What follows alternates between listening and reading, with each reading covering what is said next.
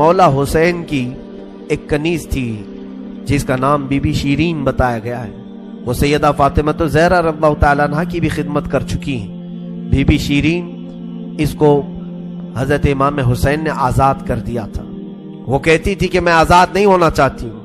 کہا تھا کہ تو بڑھاپے کو پہنچ چکی ہے, تجھے ہم نے آزاد کر دیا. اور اس کے بعد مولا حسین نے جب یہ مدینہ طیبہ میں تھے, بی بی شیرین کو کہا تھا کہ تو آزاد ہے, جا. بہت سارا مال دیا تھا اور جمع کر کے کہا تھا کہ تو چلی جا, اپنی بقیہ زندگی آرام سے گزار. تو کہتی ہے ایک شرط ہے میری, میں اس شرط پر جاؤں گی. امام حسین ابن علی نے پوچھا کہ ہم نے تجھے کسی چیز سے روکا نہیں, منع نہیں کیا, کیا چیز تو چاہتی ہے؟ بی بی شیرین نے کہا تھا کہ مولا حسین بس چاہتی ہوں کہ میں گھر بنا لوں, گھر میں رہوں, ایک بار آپ اپنے قدم رکھ دینا, ہم غریبوں کے گھر پر ایک بار آپ تشریف لے آئیں, میری وہ معراج ہو جائے گی. امام حسین نے کہا بس اتنی سی بات, ہم تو غریبوں کے گھر روز جانا پسند کرتے ہیں, ہم روز جانا پسند کریں, جا ٹھیک ہے تیرے گھر ہم آئیں گے. اور بی بی شیرین نے کہا نہیں مولا, میری ایک درخواست یہ ہے کہ آپ اپنے خاندان کے ساتھ آئیں, اپنے شہزادوں شہزادیوں عورتوں کے ساتھ آئیں. مولا حسین نے ساری عورتوں سے کہا دیکھو بی بی شیرین کہتی ہے اس کے گھر دعوت ہے, ہم سب آئیں گے. اور اس کو بطور مسکراتے ہوئے آپ نے فرمایا بی بی شیرین ایسا نہ ہو کہ ہم آئیں اور تو پہچان ہی نہ سکے, ایسا نہ ہو کہ تو پہچان ہی نہ سکے.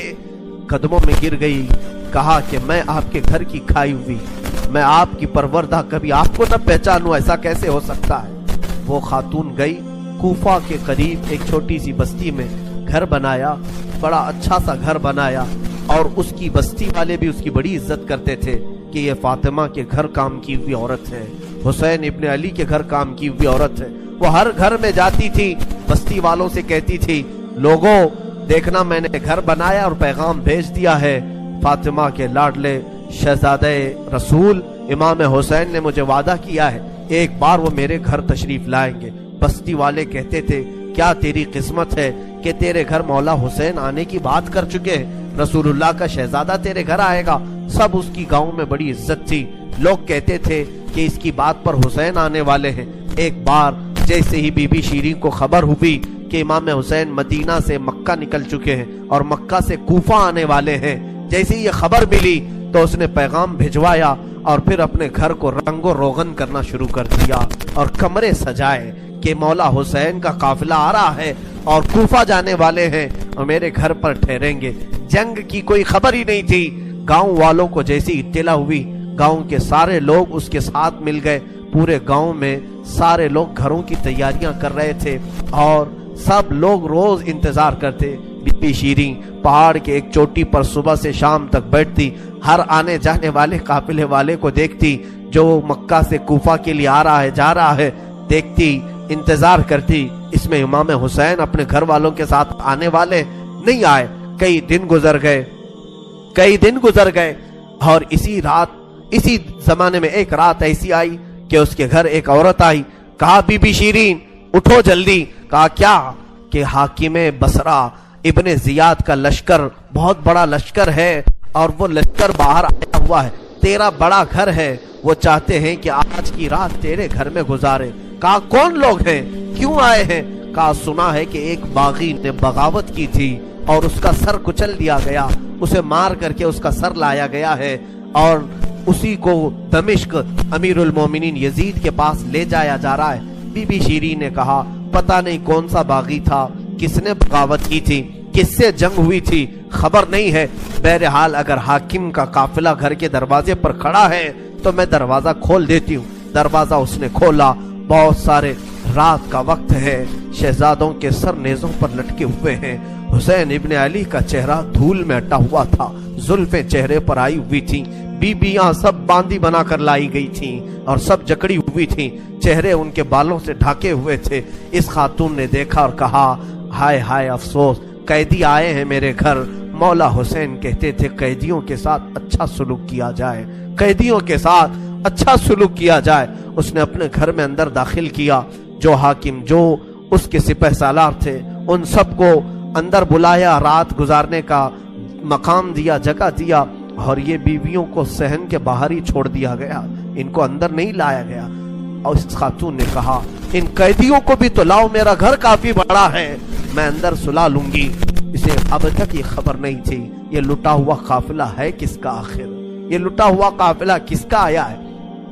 رات کے وقت اس نے کھانا بنایا، سارے فوجیوں نے کھانا کھا لیا، تو بی بی سے کہا ان قیدیوں کو کھانا مت دینا، وہ کھانے کے مستحق نہیں ہے۔ اس نے چلا کر کے کہا دیکھو ہمارا دستور یہ ہے کہ میں فاطمہ کے گھر کام کر چکی ہوں، وہاں فاقے تو رکھتے تھے لوگ، گھر میں فاقہ تو ہوتا تھا، لیکن باہر آنے والے مہمان کو بھوکا نہیں رکھا جاتا، وہ چاہے قیدی ہوں، باغی ہوں، جس طرح کے ہوں، مجھ سے جو بن سکے گا میں کھلاؤں۔ اس نے کھانے بنائے اور اس کے بعد لے کر کے آئی، اور اس کے بعد کھانا جب سیدہ بی بی زینب کے پاس رکھا تو بی بی زینب نے اپنے دونوں ہاتھ دکھائے جو پیچھے بندھے ہوئے تھے۔ اس خاتون نے بی بی شیرین نے کھولا اور ان کے بالوں سے چہرہ ڈھکا ہوا تھا، اور اس نے کھانا پروسا کہ کھا لو بیویوں کھا لو۔ تو بی بی زینب نے پکار کر کے اپنے بھائی کا نام لیا، یا حسین ابن علی۔ تو بی بی شیرین چونک اٹھی، یہ نام تو کیوں لے رہی ہے؟ یہ نام تو میرے آقا کا ہے جس کی میں باندھی تھی، میں خدمت گزار تھی، یہ نام تو کیوں لے رہی ہے؟ بی بی زینب کہتی ہے بی بی شیرین کیا ہم نے تجھے پہچان لیا؟ بابا نہیں کہتے تھے کسی دن ہم گھر پر آئیں اور تو پہچان ہی نہ سکے؟ یہ جو اونچے نیزے پر سر دکھ رہا ہے یہ تیرے آقا مولا حسین کا سر ہے، اور یہ علی اکبر کا سر ہے، یہ قاسم کا سر ہے۔ بی بی زینب پکارتی گئی، بی بی شیرین نے دیکھا اور پکار کر کے کہا مولا کیسی مہمان نوازی کا وقت تم نے دیا، کیا اس طرح بھی کوئی مہمان بنتا ہے کسی کے گھر؟ اور یہ کہتی ہوئی غش کھا کر گر پڑی، اس پر پانی ڈالا جاتا وہ اٹھتی پھر غش کھا جاتی، بے ہوش ہو جاتی۔ سچ کہا تھا مولا حسین نے، اے بی بی شیرین ہم تو وعدہ کیے ہیں آ کر رہیں گے، کہیں ایسا نہ ہو کہ تو پہچان ہی نہ سکے۔ سچ کہا تھا مولا حسین، آپ اس حالت میں میرے گھر آئے کہ میں پہچان نہ سکی، کیونکہ وہم و گمان میں بھی نہیں تھا کہ فاطمہ کے لاڈلے کا کٹا ہوا سر کبھی گھر آ سکتا۔ وہ غش کھا کر کے گر گئی، روایات میں ہے۔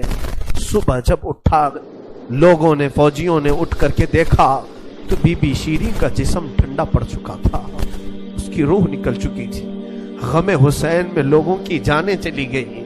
یہاں آج دو آنسو ہمارے نکلتے ہیں تو لوگ ہمیں بولتے ہیں، غم حسین میں لوگوں کی روح نکل گئی۔